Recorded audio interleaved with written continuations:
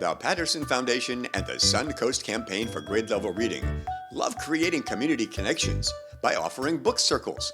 The book currently offered is about Mr. Rogers' enduring lessons for raising creative, curious, and caring kids.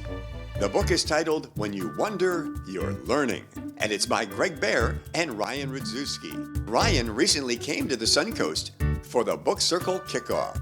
I think our book is different from a biography. It's different from anything else you'll read about Mr. Rogers, and that we talk about his methods. How did Fred do what he did?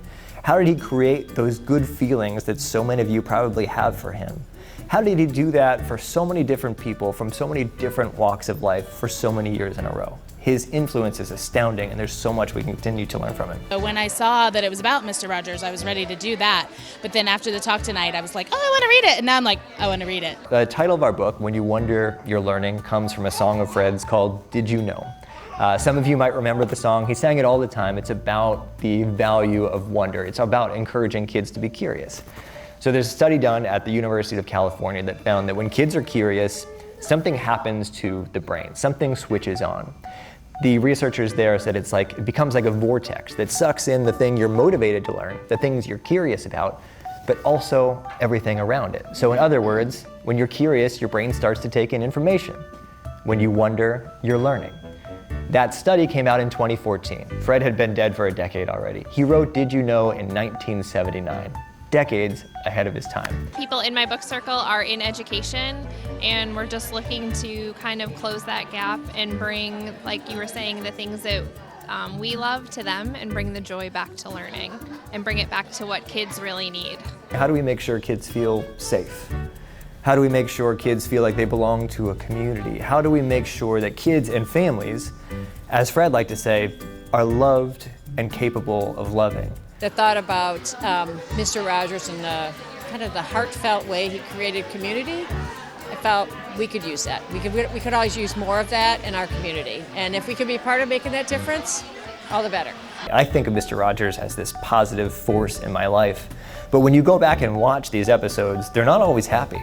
In fact, many of them are somewhat dark. Things don't always resolve. There are conflicts. There is death. There is grief. There's loneliness. There are all these things that are painful. And yet Fred presents them in a way that reminds us that even though we go through difficult things as children and as human beings, when we're part of a neighborhood, when we're part of a community in which we are loved and capable of loving, those things become more manageable. Fred used to say that anything that's mentionable becomes more manageable. And in the neighborhood, everything was mentionable. This will be a great benefit to not just reading the book and learning what's in the book, but it will be a great benefit for everyone in our circle, that they can go out and spread the word and add more. We at the Shannon Staub Library, and this is Shannon Staub. And I'm going to be a book circle. And why is that important to have book circles for you? Why do you want anything that really gets people reading, and children, be still my heart. We have to do a lot for them. So. Most of us are parents of elementary school children, or we care for elementary school age children.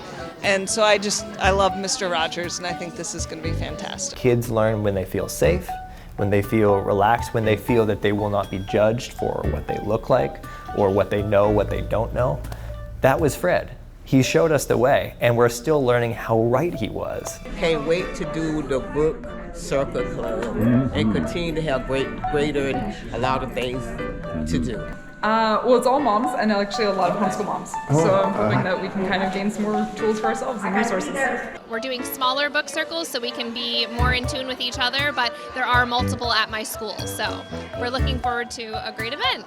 I'm absolutely thrilled to tell you today we have more than 140 book circles already registering their attendees, who have agreed to put together a group of 6 people or more to gather at least 4 times to talk about the book and how they feel about the book, what lessons there might be in there. What I hope it does, and we modeled this after Fred, is spark new ideas.